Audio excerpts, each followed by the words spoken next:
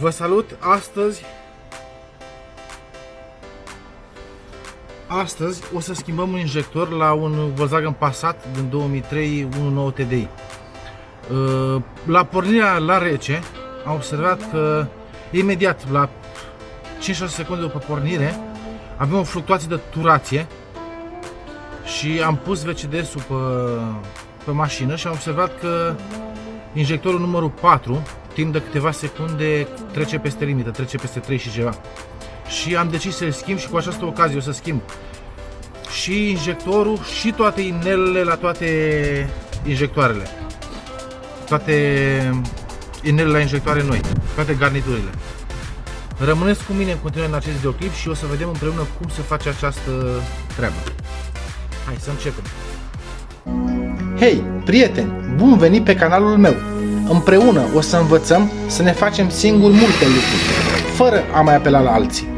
Cu multă atenție și siguranță putem economisi timp și bani. Abonați-vă la canalul meu pentru mai multe videoclipuri interesante. Începem cu demontarea capacului de plastic. Asta e partea cea mai simplă. Așa.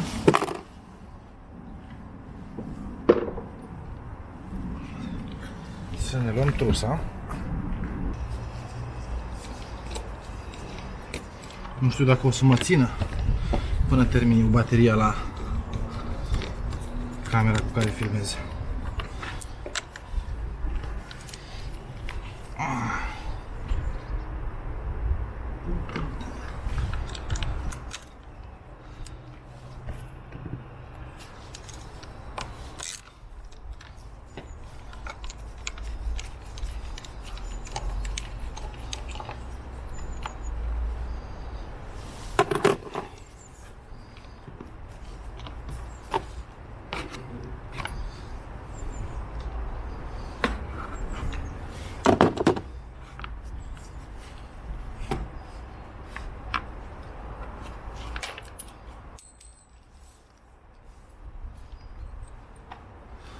Vreau să vă arăt și ce garnitură am pus din nou, am refăcut-o. Pentru că cea originală s-a rupt și cea de la Volkswagen era prea scumpă. Și mi-a convenit să fac așa. Nu știu unde se va vedea mai bine. Așa? Așa.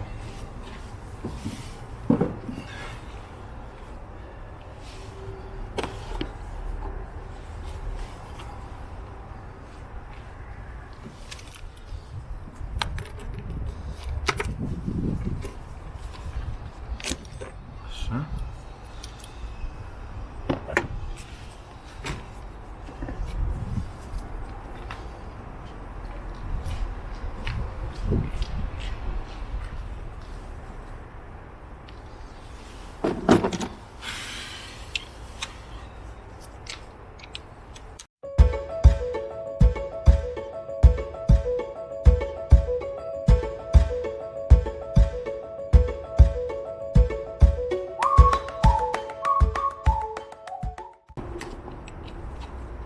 Astea sunt lucruri pe care le puteți face și voi, sunt lucruri simple.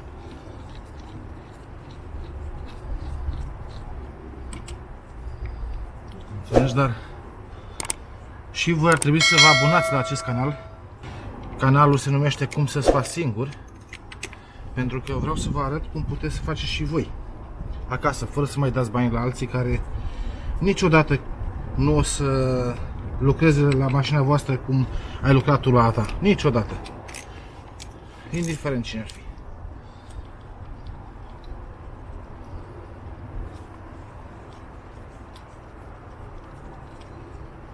A fost bine să am pe cineva care să filmeze, pentru că e mai greu așa.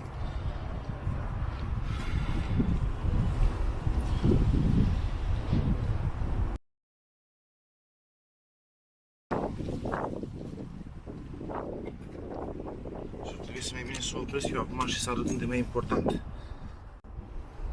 Și am desfăcut.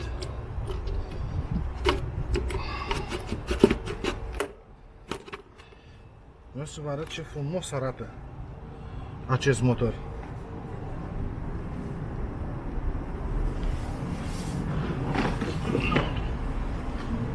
Asta ne dăm seama și din cauza faptului că a fost uleiul schimbat la timp și după cum sună el când merge. Merge foarte frumos.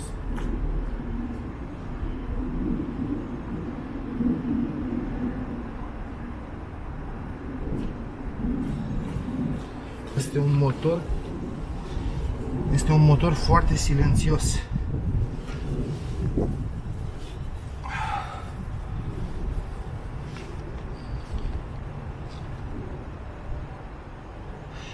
Așa.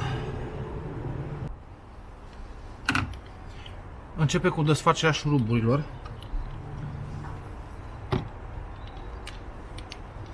De la ax cu cane.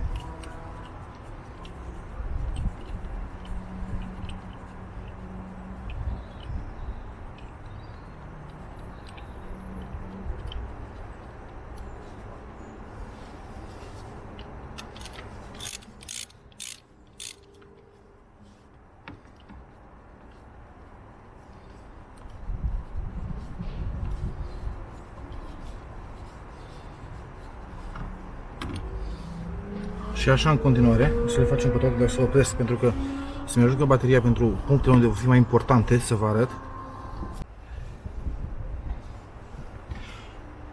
Eu o să desfac două injectoare pe rând, o să le fac curăț, o să le pun două și după o să le desfac pe cele de spate, pe cele două. Acum începe lângă injector. Aici avem un șurub. Lângă... Cum ne uităm în partea din fața injectorului, aici avem un șurub care trebuie desfăcut. Așa vor fi la toate.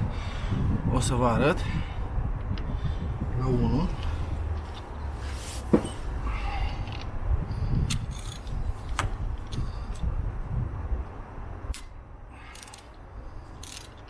Așa.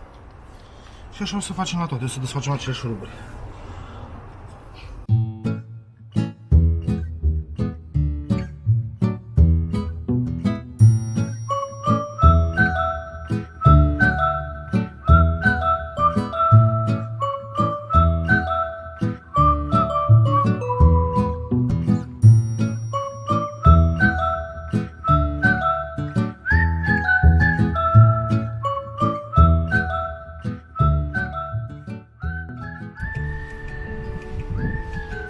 Am schimbat garniturile la toate 4 injectoarele. Și ce vreau să vă arăt acum și mai important, pentru că de schimbat cu siguranță nu este greu, pentru că desfaceți și puneți la loc cum este. Așa.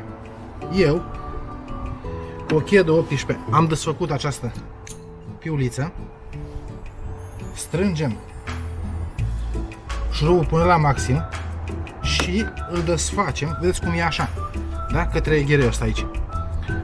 Îl desfacem o singură tură până aici. Aici. Așa. Și acum ținem cu imbusul de mijloc și strângem cu cheia. Aveți grijă să nu uitați șurubul ăsta nestrâns, că jale. Uitați pe ăsta.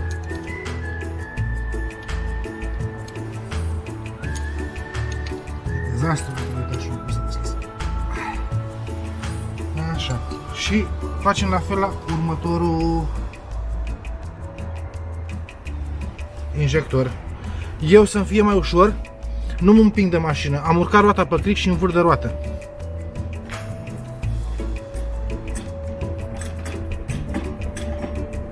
Pentru că fiind singur îmi e mult mai ușor.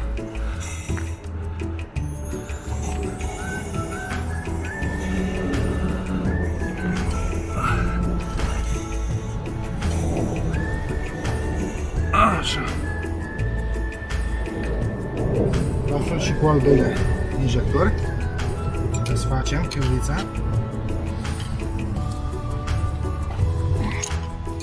Așa. Strângem la maxim. Așa. Cu asta în poziția asta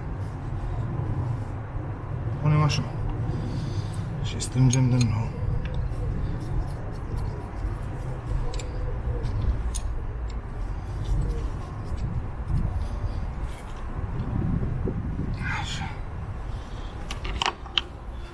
Continuare la al treilea.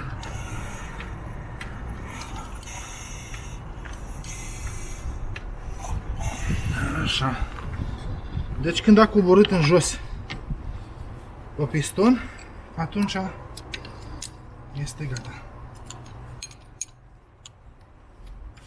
Așa. La fel, aceeași operație. O strângem la maxim. Punem asta aici. Și dăm.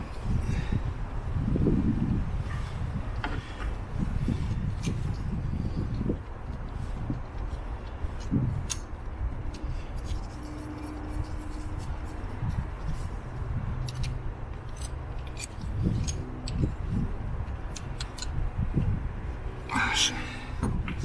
Și la ultimul.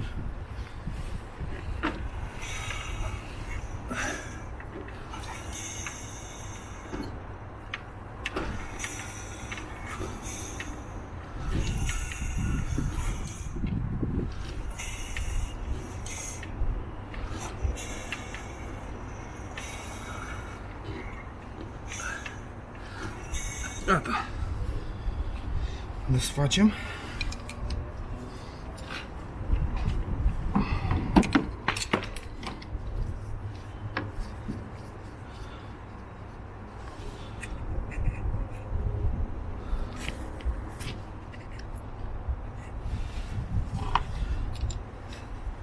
Strângem la maxim.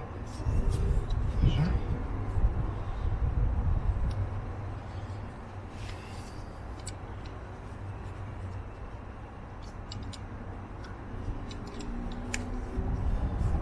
Și o singură tură.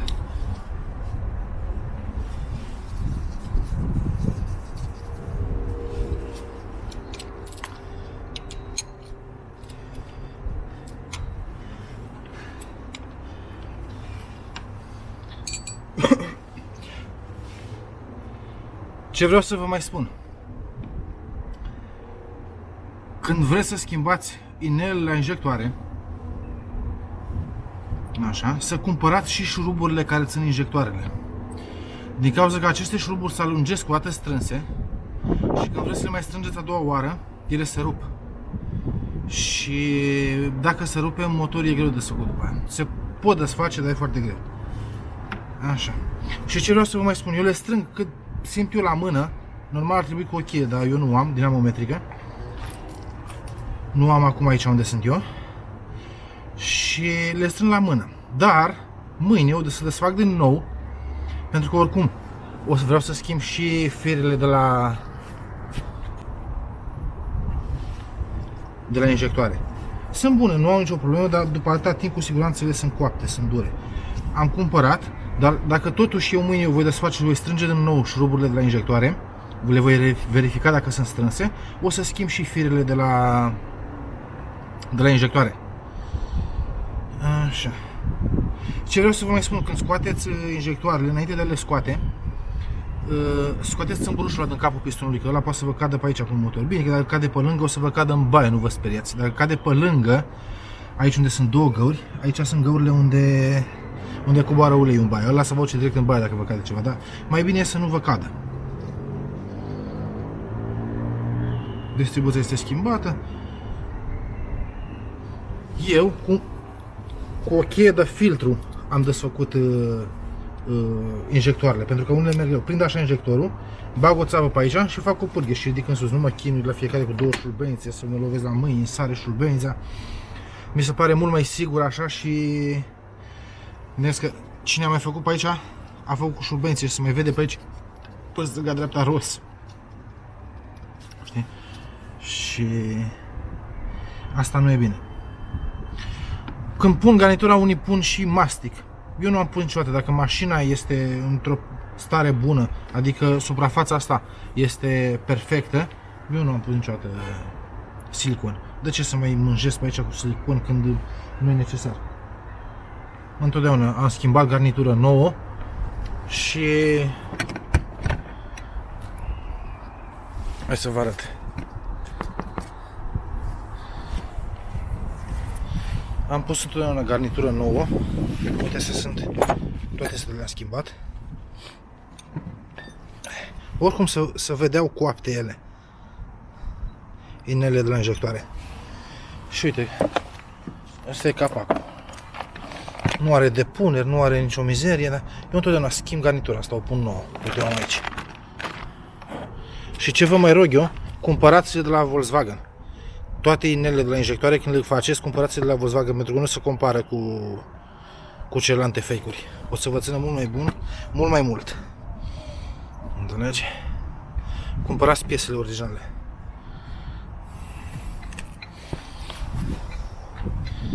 Dar nu are depune, nu are nimica. Deci aceste cabluri o să le schimb eu mâine. Mâine sau poimâine, depinde cum e timpul. Că văd că așa cum e timpul afară urât, așa cam stă să plouă. Toate le strângeți la mână, nu cât puteți de tare. Cu o cheie, mai țineți cheia mai de lângă capul de unde învârtiți ca să nu aveți forță mare. Și le strângeți așa la limită. Deci nici prea mult, dar nici să fie desfăcute. Da? Unde motor fără pic de ulei, are 200.000 de kilometri și merge ca nou. Doar am văzut eu, cum v-am mai zis, când o porneam dimineața, timp de 2 secunde aveam o fluctuație la turometru.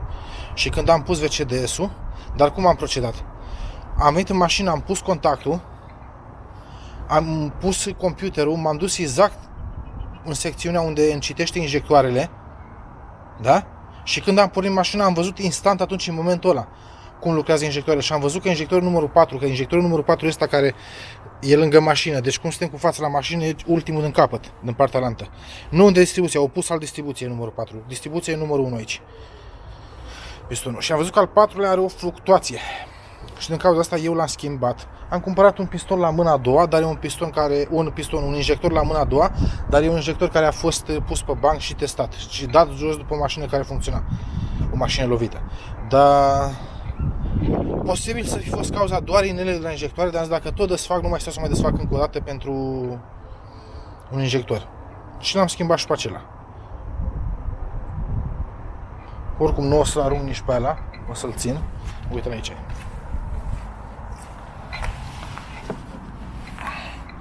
Ăsta e injectorul care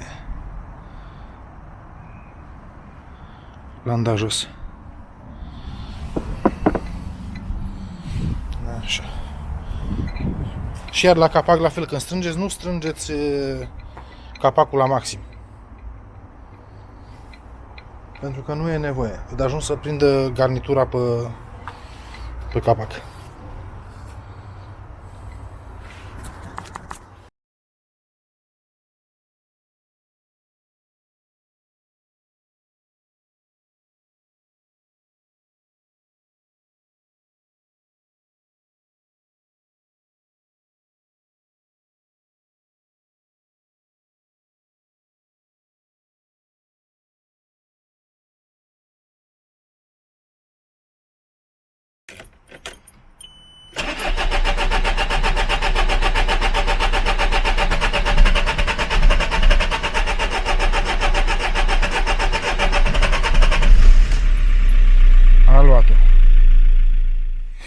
După ce am mers circa un minut, am oprit-o și ia să încep pornire avem.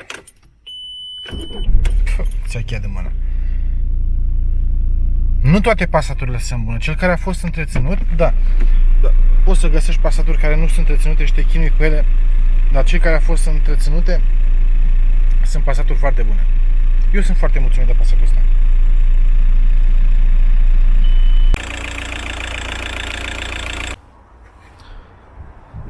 Sper că am reușit să fiu de ajutor și de această dată. Să ne revedem data viitoare cu un nou videoclip. Vă salut! Și nu uitați să vă înscrieți la canalul meu. Vă mulțumesc!